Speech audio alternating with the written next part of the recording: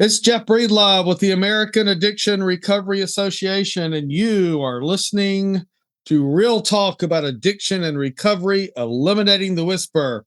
And I am with my partner, my friend, my brother in recovery, the legendary Coach Scott Cochran. Hey, how's everybody doing today?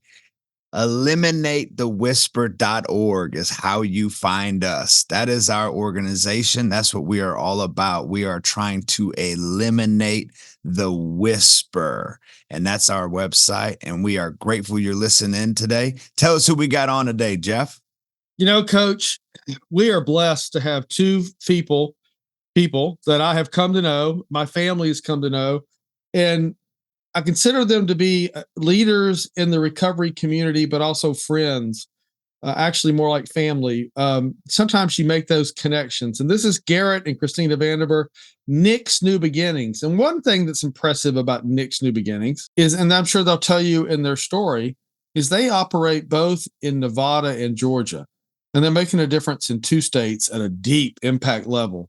So Garrett and Christina, thank you for being with us today. And just like to ask you guys to introduce yourselves and tell folks a little bit about your journey and what led you to become leaders in this addiction epidemic across America. My name's Garrett, and this is my wife, Christina. And how we got started in this, I mean, we knew nothing before all this happened, but 10 years ago, well, it started a little bit earlier than that. My son never did a drug in his life, played all sports, never smoked a cigarette, never did anything. He got a scholarship to be a pitcher in college and threw out his arm, and the doc put him on pain pills for a sports injury, and he ended up getting hooked and got bit by him, and in and out of some rehabs and this and that. But long story short, he ended up overdosing and dying from the pain pills. Well, much higher drugs than that because it had escalated once he couldn't quit them. So he ended up overdosing and dying. So since then, basically, we don't want to see any more parents go through what we've gone through and put any more kids in the ground. So once he died, we just couldn't figure out what we didn't know or what we should have done or anything like that. We started going to meetings. Sometimes we were going to 2 meetings a day, AA, NA, AACA, any meeting we get into, try to figure out what was going on here and what did we miss. And in the process of doing that, we started getting to know more people in the recovery community, people around Vegas, other parents that had lost kids that are doing kind of the stuff we're doing.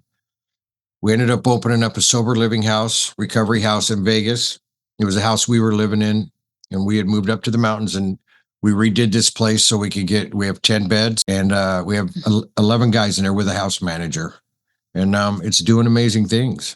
We turned the house into a sober house, and just the love that's in that house, the community, it's amazing to go in there and check out.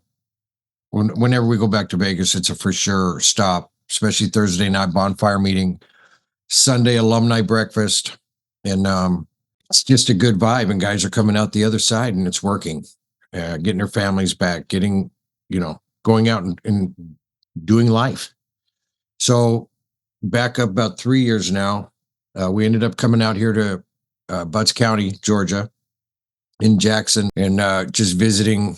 My ex-wife lived out here, which was my son that passed, his mom, and we've always gotten along in that. We ended up coming a few times, 4th of Julys, and decided to maybe move down here. So we did, and we moved down here, and we saw that there was no recovery at all here. Maybe a couple of AA meetings and a couple of NA meetings, but nothing to speak of at all. So we decided to open up a sober house here. And in Vegas, we just opened one and we're running. It was a little different down here. We got a little kickback from our county leadership, our county commissioners, zoning, and we're still closed after 3 years, 2.5 years. We're still, both those houses are still closed now. We have a court case with the Federal Fair Housing Act.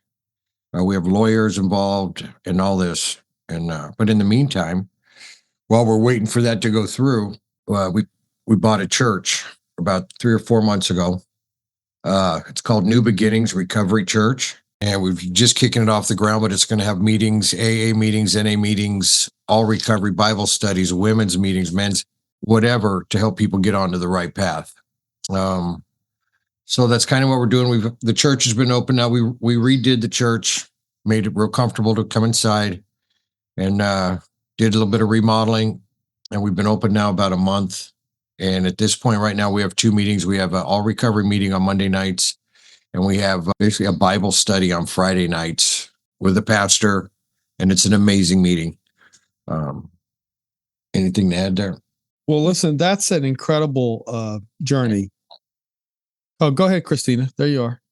I said I got to think about it. That was a lot. It was a lot. It's very powerful. And, I think for Coach and I, when we envisioned the concept of AARA, the American Addiction Recovery Association, we knew right away, intellectually, one of the things that needed to happen was there needed to be an organization that combined survivors or peers and family members. We knew that intellectually in our heads, but I don't know that we knew the full power of that in our hearts, the emotion. And, just thank you all for being so transparent about Nick and y'all's journey through that tragedy of losing a son at such a young age, but then saying, we want to do something about it. And first of all, thank you for that. Coach, I don't know. What are you feeling? No,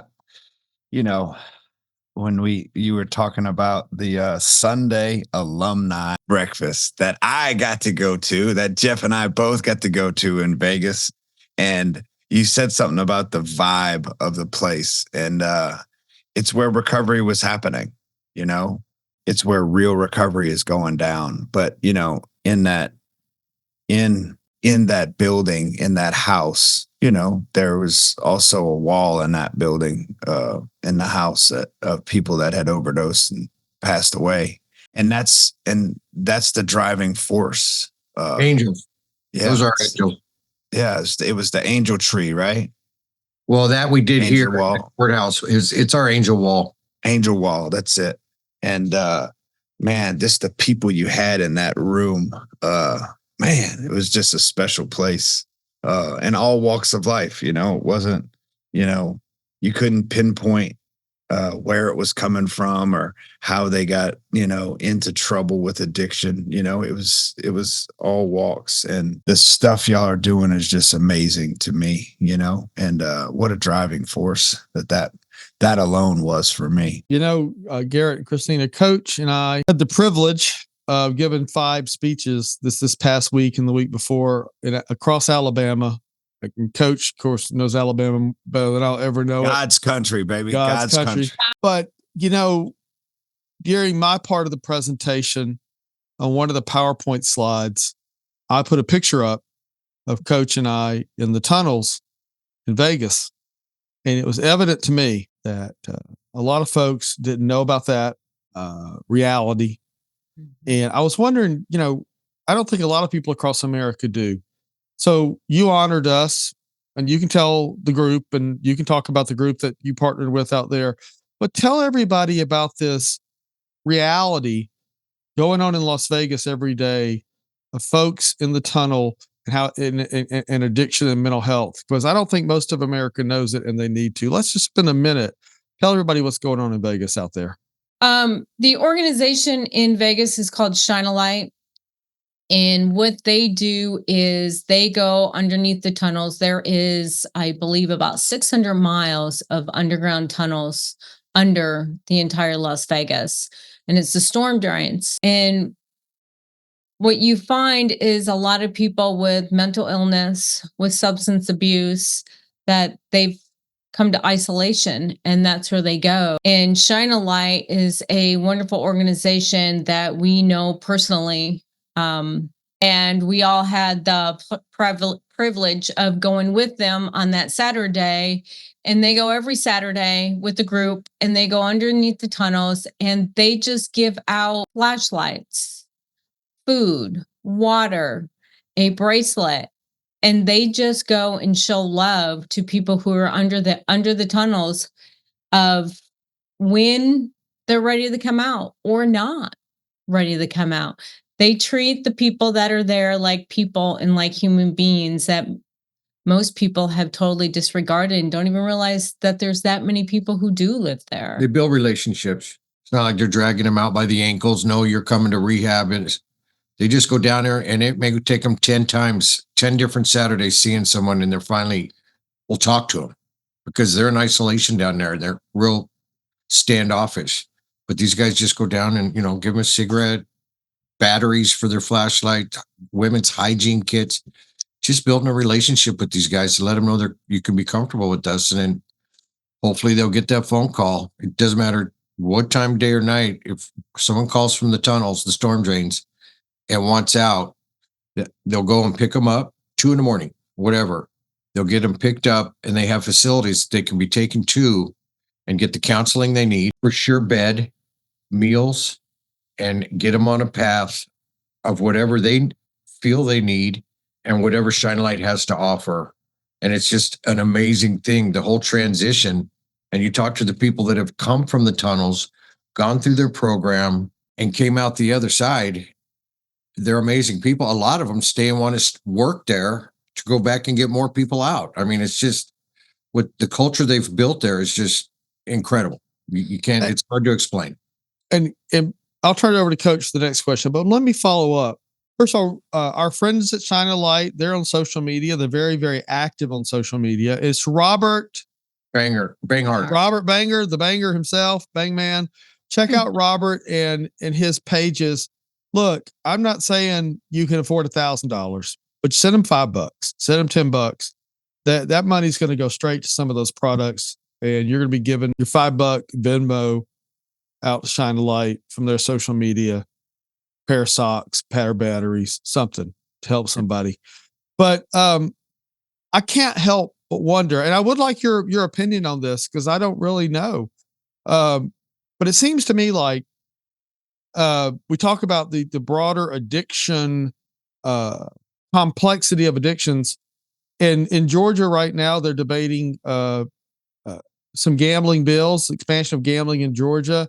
And one of our state representatives in Georgia, she wants to do a study committee this fall on all types of addiction to include gambling. And it seems to me like there must be. Tell us, educate. Is there some sort of connection, with the whole gambling? Mm-hmm. Well, I tell you, industry and those tunnels. When we first opened Nick's house, we were full, but I had room for one guy, and a counselor had called me and says, "Hey, I've got a guy with a gambling addiction. Can you take him?" And he had been from like Indiana, said he was coming to Vegas to make it big. About 3 days later, he couldn't even get his car out of the parking garage because he didn't have money to pay to get the car out. Lost it all. So we took him in. I said, "Sure, we'll try him." That's a whole different animal. You don't smoke it, eat it, shoot it. It is pure mental in the brain. And it's a total different kind of an addiction. And it's a tough one. You need to have special counselors for something like that because it's a whole different animal than the drug addiction. Right. No, that's true, Garrett. But there's a connection. Is it true that sometimes people who go to Vegas start gambling, they lose all that money? Oh, yeah. And never depressed, mental health, Never depression, anxiety, stress that can lead to the alcohol and the drugs to escape the mental health depression from losing all your money and letting your family down or whatever. So in a way, there is a connection though, right? There's a connection. There's a major connection, and you do see that connection in Vegas that you So don't. we're all brothers and sisters. Correct. Yeah. You don't see that in the gambling is so because it's everywhere in Vegas. It's not like just a casino. You can go to the 7-Eleven and you're going to see machines there. So the gambling is everywhere, and that addiction is so hard. There is not resources for people who have gambling addictions. When the lady had called us and wanted the gentleman to come into our sober living house, she didn't have a place for him. Of the biggest city that has the gambling, there's no services for. Yeah. They go hand in hand a lot in We Vegas. were supposed to give him so much money a day. And at the end of the day, when he came back, he had to give us receipts for every dime. I mean, it's that kind of thing. It's different. And it's not an easy addiction at all. What I'm more excited about is telling me more about the process, right? The process of this. You tried to open up a sober living place in Georgia, right? and you've had it ready. You're trying to help people, and the roadblocks. Can you go into detail about these roadblocks that you're taking them to court for? Because this is something I don't think, I think the normal people that maybe don't understand addiction are like, man, they just need to go get help. Well, you opened up a place and you've got open doors, and because of laws, no one can come in. Can you go into detail about what's going on there? Yeah, so when we moved here about 3 years ago, prior to us moving here, we did some research. We looked around, we looked up, and we couldn't find any recovery residents, sober living, anything of that nature in our area. And we are in middle southern Georgia. So we had our house in Vegas, and we thought, wow, this would be a great area for a sober living house. And so we bought a house in a middle to a lower neighborhood. It was a small house, and it was for, I want to say we were only going to have 5 guys in the house. We did open. There we go. Sorry. There you go. Oh, there we go. It's getting better. I couldn't see. You still can't. Now you're getting closer. There we go. That's so much. That's it. You Thank got you. it. Thank you. Sorry about that, guys. So prior to us opening, we were remodeling, and we got, I want to say within the first week, a visit from the zoning officer. And we were very transparent. This is what we're doing. And he just said, hey, you need to call zoning. I don't think you guys are zoned for it. Well, we did check the zoning, and there was no zoning listed for sober living houses, recovery residents. So we fell under the Housing Fair Act. Federal Fair Housing Act. Yeah. So, and under the Housing Fair Act, sober living is under there. So we had went and we sat with zoning. We gave zoning our program. We gave zoning all our paperwork, how our program is, how the house will be ran, what it looks like. And they pretty much had said, okay, just continue what you're doing. Just don't advertise. Don't advertise is all they said. And we didn't quite understand that. So we did. We opened, we continued, and then they cited us for not being in proper zoning. And that was kind of the start of the ball. And from there, we had episodes of zoning officer come on by, asking our residents if they're on probation. And the house only had 5 guys. That's it. And we are in almost year 3.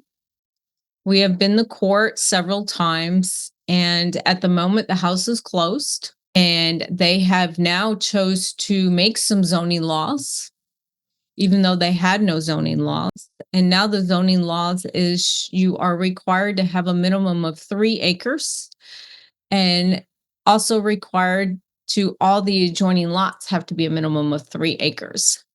So they do not believe that a sober living recovery resident should be in a neighborhood at all. They don't believe that there's a need for it in our community, and there's a need for recovery residents in every community. So we still do have a lawsuit with our county and with the HUD. Sorry. And it has been a battle for the last 3 years with this, because we think this is a really great thing, just not in my neighborhood. And then we get I think my family would really benefit for you, but not in my neighborhood.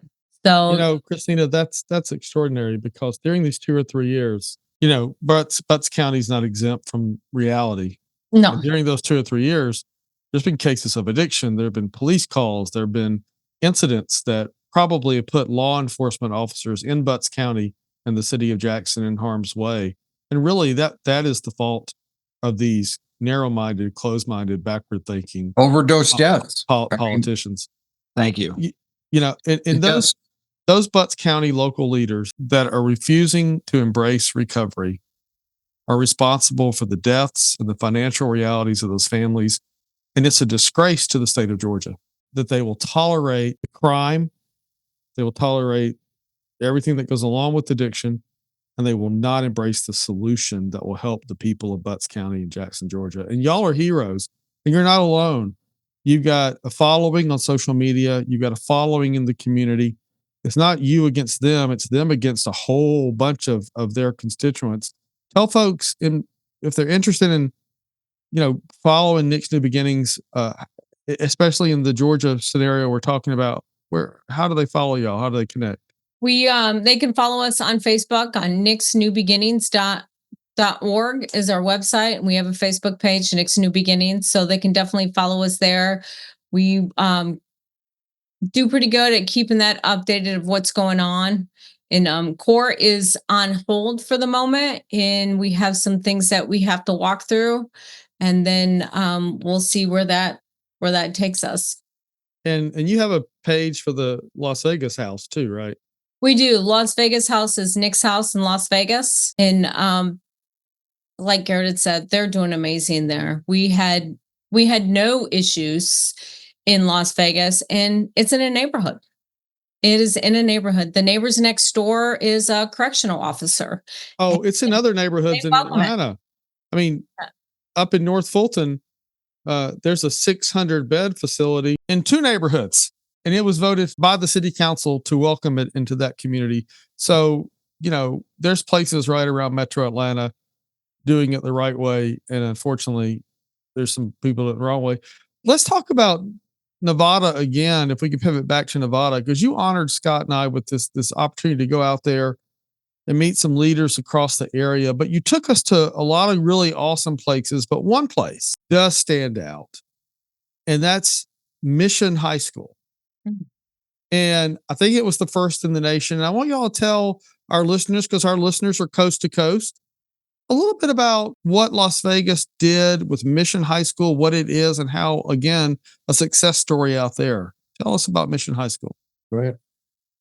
So Mission High School started a few years ago, and it is the first publicly funded high school. There is, I think, about 3 or 4 other high schools that are privately funded, but this was the first public funded high school. And they took an old abandoned elementary school and redid it and made it in high school. And they started off with about 20 kids.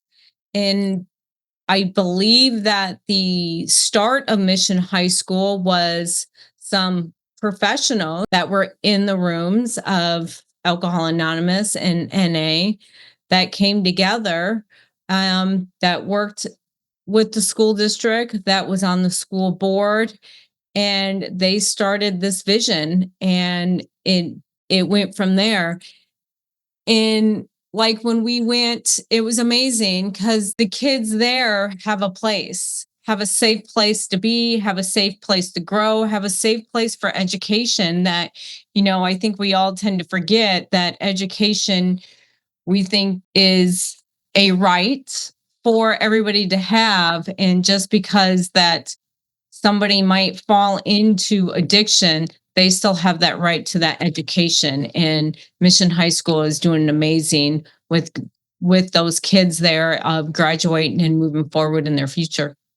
There's some kids that go there that are actually live in the tunnels, and they come out every morning and go to school and go back to the tunnels. They're homeless, but they're still giving it everything they got to try to get their education.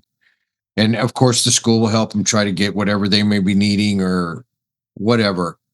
But it's real. I mean, it's real, but at least we're trying to work with these kids. They're trying to work with the kids.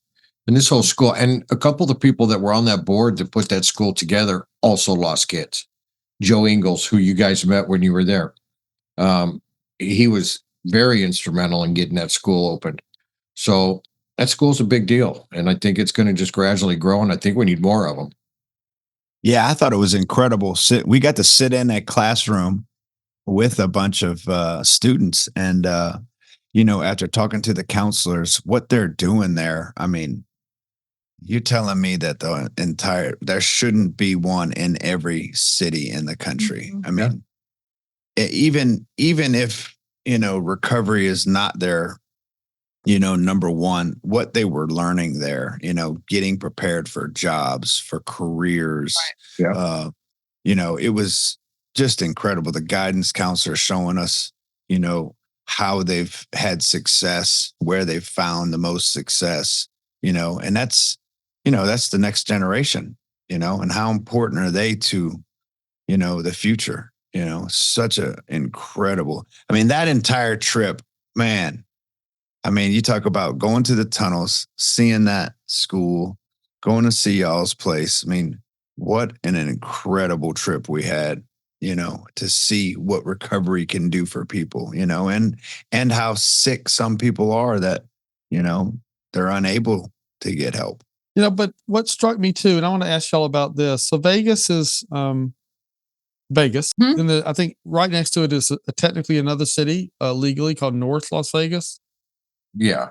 right? It's- So, and there may be even one or two more, but if you just take the greater Las Vegas area for a minute, I want y'all to talk a little bit about what we talked about out there about how important transportation, even in urban areas, are for our community. Because I understood that for some of our brothers and sisters, yes, there's public transportation in Vegas, but the reality of it is, it could take up to 2.5 hours by the time you transfer buses Mhm. to get over to, say, a mandatory meeting in a diversion program. Well, that's mandatory. And I guess you got to go if the judge tells you to. But then you got somebody who trying to do it on their own, and that's a very high hurdle every day to hop on and off buses for maybe 2 and 3 hours one way, 6 hours, 4 hours round trip just to get a meeting in. And Mhm. I'd like y'all to talk a little bit about the need, even in a place like Vegas, for people to get from point A to point B that need these things, how important transportation is to our disease. Well, I know at Nick's house, we're kind of up in the Northwest. So it's quite a ways away from the main strip, which where a lot of people work um, at those strip casinos or all around, but even to make a meeting. But I know there's a couple guys at the house, especially when they first come in, don't have wheels, don't have a driver's license, don't have, they do the bus thing. And, for them to take a bus, like you said, 2.5, 3 hours, you have to get on this bus and get off to get onto this one to go to this other area. They do it for minimum wage. I mean, but they're grateful that they have a job they're getting to go to. Hopefully, guys in the house, they usually end up working together and here, I'll give you a ride. I'll get you picked up. Come to the meeting with me. I'll go. So they do rally around each other and help each other. But yes, depending on where you are in town, the bus may not even go to some areas. So it's a thing. But you know what? If you want your recovery bad enough, you'll figure it out. And if you're hanging around a recovery community that loves you and has your back, they'll also make sure you get there as well. One way. Good point. And they tend to at the beginning spend a lot of money on Uber because sometimes that bus is a 2-hour trip. Yeah. So they'll Uber. So the money they make, is going to a ride to even get to work because the bus is going to be a 2-hour ride one way to get there. And in Vegas, there is a bus system, but however, it still doesn't mean that there isn't hurdles that they have to jump through to get to where they have to go, especially when it's mandatory to get to the other side of town. Especially for court and judge stuff and like you said, counseling. It's not out in the Northwest. They got to come to the middle of town for stuff like that. And it's not easy. And then still make their job and do whatever. We've got guys that have bikes too. Yeah. They'll ride their bike. We'll get them a bike if they need a bike, whatever, just to help them along. No, I love that, finding a way, because that's what recovery is about. It's It is. about community, having people that can help you. Because we normally don't enter in the rooms and into we don't enter in on a winning streak, right? As it says in the book, and I think Jelly Roll made a song about it. So, but we don't enter on a winning streak. But having, that's what I loved about the house y'all had in Vegas. I really love that you had older people, and I say older meaning that people that had some time, had some recovery time. Have to. Yeah. And tell me about that process, because you had people that were still living there that were they were kind of like the RA, so to speak. Yep. Can Well, you tell me more about that? we have a good mix of guys that have got time under their belt. Guys that are coming in with a day under their sobriety. Well, we usually only take someone that's coming out of a rehab. Every now and then we'll take one guy, because we do know the mix of guys that we have in there, the older ones, the younger ones, they're going to surround him if they come into that house. So sometimes we'll take a guy that hasn't done a rehab thing. Maybe he just got out of jail or something, but it's got to be a good situation. We don't want to bring a virus in. But usually once we throw a guy into 9 other guys that are getting it and are making it happen, they're going to swallow him up and just turn him around. I mean, you can't help but. And that's this recovery community we're trying to build. I mean, we're seeing these guys coming out of accountability court down here, 2 years of sobriety, going to classes for 2 years, hitting the judge every urine tests every morning. They graduate after 2 years, and within a week or 2 or a month, they fell back out. What is that? It's because they didn't keep the community around them. They didn't keep positive people. They didn't keep making their meetings or whatever their pathway was. Maybe quit believing in God as well. I mean, because we know that's got to be part of it. So there's a lot of things, but we really got to work on community. And that's what we're working on here in Butts County, especially with the church. We're building this recovery community that they've never had before, and a lot of the things that we learned in Vegas from the recovery people in Vegas, which is so good for us because we got to see quite a few years of how they do things there, and we're able to bring it to here. And that's part of the reason this church deal is this is where this community is going to start building. It's a safe place. They know they can come. When we start doing some events and this and that, we get this ball rolling with the church. We're going to build this community, and it's going to be a place that, whether you're still in addiction and looking for recovery, we're calling addiction to recovery, and go back out and get somebody. I mean, you've got a little bit under your belt, go get somebody, bring them in, and let's surround them with these people that we're gradually building. And it's going to be good. I can't wait to see this a year from now and what we've already Well, blown. tell us about this church. Now, what's the name of the church? New Beginnings Recovery Church. New Beginnings Recovery Church. And I had the privilege of visiting a recovery church with y'all over in South Carolina a few months ago. Tell everybody a little bit about the concept of recovery church, what your plans are, because if it's true, and it is true, that there is some stigma among a minority of people who happen to be in some positions of influence in Butts County, I believe a majority of people in Butts County embrace recovery and are excited. And this church, I think, is going to be a game changer, not just in Butts County, but in that whole section of Georgia. I think folks are going to find a faith home. So tell us a little bit more about the recovery church concept and maybe some plans for the future. I think, okay, so the church, we've had our eye on this church since we first bought the first house because it's in the neighborhood. And we were thinking we could put these recovery houses in this neighborhood. We've got a church on the corner that they can come to and hit meetings, this and that. Well, you want to hear God laugh and make plans. So I think part of it, and I think a lot of what's happened with our county leadership, with our city leadership, they just don't know. And I think it's part of God's plan for us to get better at what we're doing to bring to them. I mean, if you can imagine, when we opened the first house and we were good, we would have never met Jeff. We'd have never met all the beautiful people we've met that are in recovery. And it wasn't time for us to have that house yet.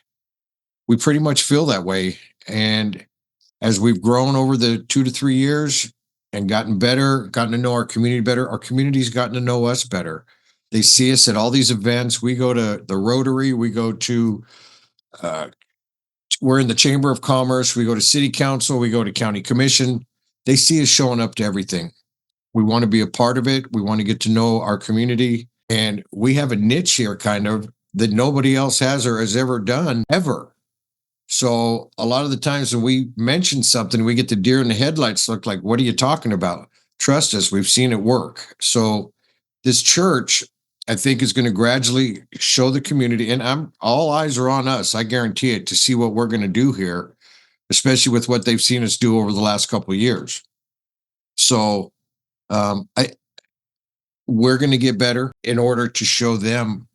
I think they're just nervous and they've never had this around. And we were in the beginning, we were told we were bringing thugs and drug dealers to our community.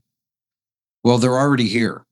They had no idea that they had a Suboxone clinic, a methadone clinic right down the street from the courthouse. They had no idea they even had that, with 130 clients, no less, going there.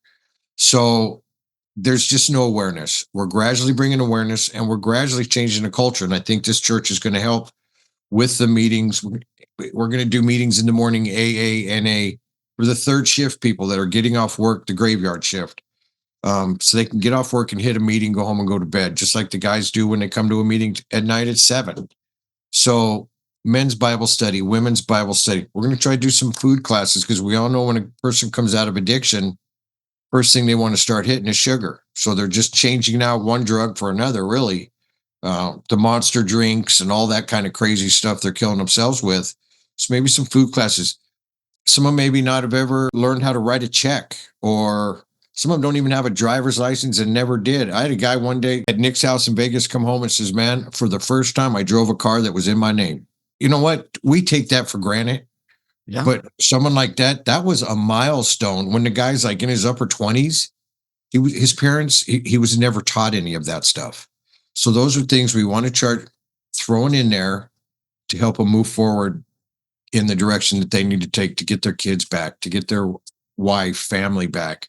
And also, she didn't mention the first house, the one that's mainly in the fight, our very first recovery house. The first guy to move into that house, his name's Shepherd. Jeff's met him. He moved in. He was our first client that moved in there. After we were full and running, the guy that we had as our house manager had to move back to Vegas to help his sick mom. Shepherd became the house manager. Now, he would have never expected to be ever. I remember when he walked to the door the first time, when he first came in the car to see the house he was going to live in, he started crying because he'd never lived in a house that looked that nice. And it's just a regular house. I mean, he was sleeping on a mattress that mice were chewing on his feet, no hot water, holes in the floor. It was bad. Now he's actually managing a house with other guys. And once they closed us down, his wife and his kids were never going to give him the time of day ever again. He now has his wife and kids back living in that house. We've rented it to him for a good price, help him get going. And it's all good. Our other house is rented by a guy that's in recovery as well. So we're also talking about recovery families that need places. Oh, I love it. Oh my gosh. I love it. We're doing something on that as well. I have one request. Next time you feel froggy and you want to jump and you want to open up another place. There's a place called Livingston, Alabama. It's where the University of West Alabama is. When I say we're in dire need of what you're doing, we're next.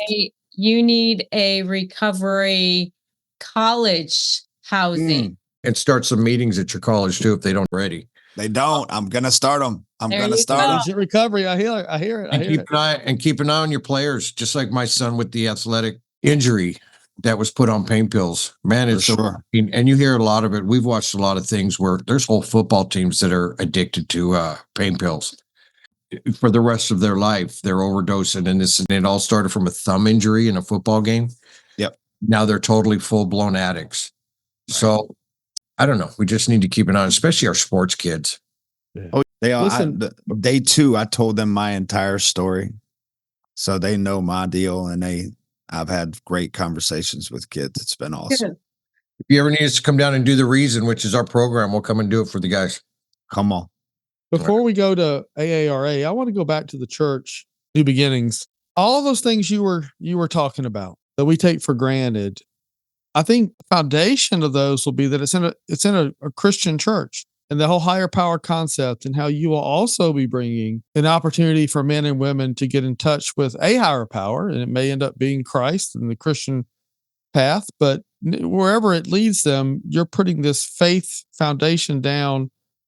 And for me on my journey, part of, I think, my biggest problem was I I didn't have a connection to my higher power, who I call Jesus Christ. And it was a Methodist minister who helped me do that. And I love that y'all are bringing another manifestation of faith into recovery, into the existence with this church. Tell us more about the value of that and the vision of that. Well, at some point you learn you can't do it without God anyway. We've got some pastors here that only feel the only way you're going to get recovery is God. Well, when you've got a guy coming off the street and it's his first day, you can't go throwing that at him right away. You're going to scare the crap out of him. You need to get him on the right path, which is Christina and the CARES thing and her whole way of doing things. Ask them what they need to do. And it might work where God on your first day works. That's a different path. Every single person has a different path. We need to find out what that path is. But if they do a 12-step program, usually by about the third step, they're realizing they're not going to do it without God.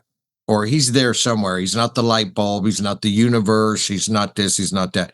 There's, especially if they're going in there listening to the others talking. So did I answer all the questions on the church that you wanted? Sure.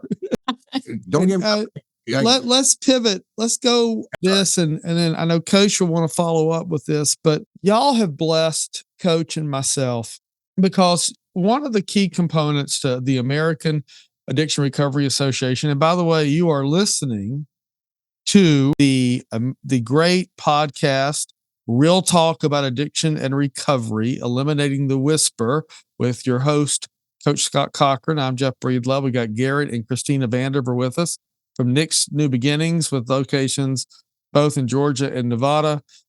We're talking about, now we're pivoting to the American Addiction Recovery Association, and we believed deeply that if we were going to be successful nationally at having new ideas, at bringing families and survivors or peers together, at getting policy that could be introduced from Washington to state capitals to city councils, that we needed a diversity of leadership of opinions. And so we created the Board of Governors, which is a group of volunteer leaders who like to talk about ideas, who like to talk about policy. And there was no place I was going than to ask Garrett and Christina if they would co-chair it, and they are. And I want to ask y'all, what drew you? I don't mean Jeff and Scott. I don't mean that from a philosophical point of view. What do you see as the value for a group like AARA and getting a group of thought leaders across America together to talk about ideas? Tell us why you think the Board of Governors is important. I feel, and ever since the first time you mentioned this, we need to be on a national basis. What's working? If we were to tie everything that's working with everybody in the nation here, how far we've come already in the 3, 4, 5 years already, and what we've learned and what works and what doesn't, and pathways and this and that. But what's working in Montana that nobody knows about? What's working in Florida that nobody knows about? But we need to get it out there because it's going to save lives. So by you guys bringing these people together from all over the nation, speaking the way you're speaking in these places, I'm pretty sure I can pretty much figure how you guys spoke down in Alabama, because I know you guys. We need that. We need to start pulling all these people. There's some amazing people that are working in recovery that are changing people's lives in addiction to recovery. We need to hear what they've got to say. What's working? Let's start working on from what today forward. We all got stories. We all got past. Everybody's got the nightmares and horror. What's today forward? And I think that's what you guys can do, is start bringing people together, and not just Alabama, not just Vegas, not just Georgia, but if we did one big thing at least once a year, and the title of it is What Works? That's all we want to talk about. What works? And let's talk that way. Let's forget about everything else. Let's talk about moving forward and how can we save more lives. And I think you guys are going to be amazing at that once you get off the ground and start pulling New York to get places, different people. Solutions is what we need. So I'm handing it over to Coach, but I got to tell you, I love these podcasts because Garrett, you just in real time gave us the marching orders as our co-chair. I'm going to have a Zoom. It's going to be nationwide. And the topic's going to be what's working. And see, that's why we need y'all. And just think about it, that's just two of our members, our co-chairs. But that's brilliant. That's wonderful. Coach, what do you got? Well, I have to state the obvious for the people that are able to watch this podcast and not just listen. I don't know if y'all can see this, but I'd love for you to talk about what's on the wall behind you. This was a little thing I made. These were all of my son Nick's, not all of them, but most of them. Some of the cousins and brothers, and just have them. But these were all his jerseys, club ball teams to college teams to when he was first little league t-ball. All of his hats. I think he's got a catcher's glove. He's got a bat up there. And I have like the whole thing here is nothing but trinkets of his and Brave stuff, baseball, stuff like that. So it's like a little memorial that I put together for him. We put together for him. And as parents that have lost a kid, these are the kind of things that we live for. And tattoos with his ashes in the ink. I mean, those are things that, we live for today. A truck drives by with a number 3 on it, or Nicholas, or so. Those are signs. And that's what any parent that's lost a kid looks for. I'm going to get choked up here in a second, but those are the things we have today. But I tell you, I think the bottom line for us is there was an officer in Vegas killed going to a domestic call. He wasn't even supposed to be at work that day. He was a police officer, very well known, did men's Bible studies at his house, stuff like that. He got called into work, ended up going to a domestic violence call, and was shot and killed. At his funeral, hundreds and hundreds of people. And at the end, they did an altar call. 130 people came up to an altar call to get Jesus at his funeral. Well, the way we look at it is if the Lord had to take my son to save thousands, I guess I kind of got to be okay with it, man. It's just, and he is. I mean, with us getting out there and the baseballs and the everything, and we ain't stopping. I'm not giving up. This is what I'm going to do till I die. It's trying to save lives and get to hang out with Jeff and Coach. Well, This is the ball. this ball. That's what I wanted to see. These balls, if you've got one, Steven Tyler has one. I just gave a couple out the other Friday night at church. You're having a bad day. We started handing these out at Nick's funeral. Everybody got a ball. Every time we do our program, the reason everybody gets a ball. But these are to remember my son Nick, and that was his ball number 3. That was my number, was 3. My other boys were 3. 3's been in our family. And you're having a bad day, just hold on to it. Just grab it, go out and throw it against a wall, beat it up. Those balls sit on some of the most important desks in the state capitol. And I think that's one of the most effective gifts of advocacy I've ever seen, and one of the most emotional gifts of advocacy I've ever seen. And that just speaks to the power that Garrett and Christina Vandenberg bring to the Georgia recovery community, to the Nevada recovery community, and now through AARA to the American recovery community. And I get a little choked up because y'all have been so kind to my family. You've been so supportive of the Georgia Council for Recovery, to the American Addiction Recovery Association. You had a personal tragedy that you've turned into a policy and medical triumph. And you're saving lives and restoring families and strengthening communities all over Georgia. And I think before I turn it over to Coach to take us out and let y'all say something, let me say this. For every time you get a roadblock in Butts County, I think you're helping somebody in another county. For every time somebody puts a hurdle up in Jackson, the city of Jackson, I think in another city, you're inspiring somebody to do something in their city. And for every time you help somebody with policy through the Board of Governors with AARA, you're talking about what can we do right in another state. So thank you for leading with love. And thanks for sharing those baseballs. And thanks for always showing up. And congratulations on the church. Coach, well, actually, you guys want to say anything before we hand it over to Coach to sign us out? Are you guys going to be able to edit any of this? Well, we are now. Well, I've just got a couple things to say here. No, okay, go ahead. No, of course we can edit this and with some mark. So do you want us to lead you with a question or do you just want to say something? I just want to say something. Okay, here we go on this mark right here. Go ahead.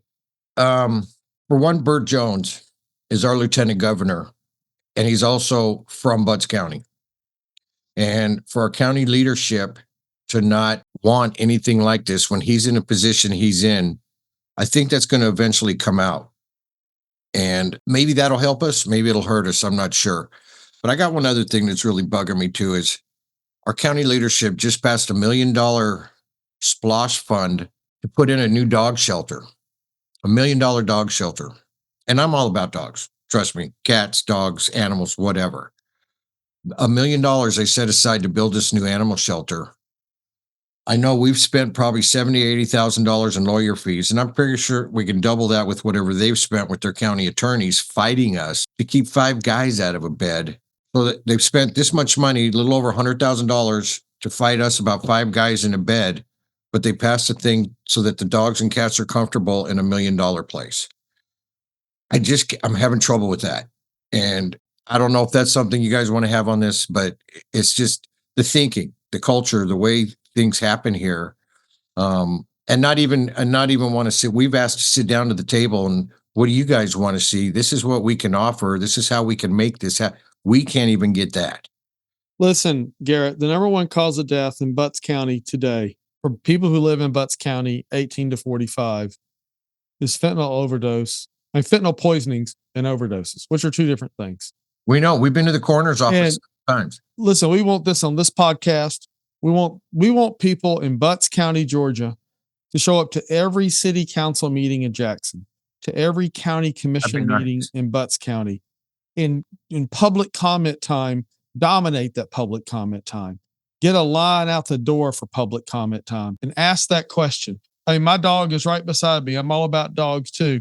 But if you're going to tell me that Butts County, Georgia has $1 million for dogs and cats, and they're going to spend 100,000 hard-earned taxpayer dollars to keep 5 men out of a bed, which means 5 men potentially out of prison, which means that are working on getting themselves together. Right. 5 law enforcement officers that have men who won't be a threat to them. You know, it's time for honest, real conversation in Butts County. Yeah. No matter what title you might have in front of your name, no matter what it is, the people of Butts County deserve more than their pets. And you guys are the vanguard. You are saving lives and you're helping families. And right now, that political leadership may not be with you locally, but you're building a team. And Coach talks about a team, not a football team on the football field on Saturday, but a recovery team. And Coach is the inspiration. Coach will walk into a room and people want to be on his recovery team. You are building a part of that team in Butts County. Keep building that army up, and AARA can help educate them on how to talk and how to say it. You bet we want that on this podcast. This is tremendous. And that's what this is all about. You know, we've had other counties ask us, come to our county. You've got everything you need. We just can't give up on Butts. And I'll do that maybe something down the road, but we have to get Butts first. I'm not giving up on these people here. Well, you've been listening to Real Talk, and we've had some Real Talk. You've been listening to Real Talk about addiction and recovery, eliminating the whisper. Coach Scott Cochran, we've been blessed to have Garrett and Christina Vanderberg with Next to Beginnings here. Coach, take us out. Bring us home. Thank y'all for coming on the show. Really, I mean, just an honor. Incredible. Great getting to know y'all, especially hosting us in Las Vegas and things that we've done with y'all. But you can find us at eliminatethewhisper.org is where you find us, where you find American Addiction Recovery Association, see what we're doing, and join our army, join our team. Find out how you can get involved. Go ahead and get on that website and help us eliminate the stigma around this, because that's what's killing people. Thank you guys so much. And we always say recovery is real.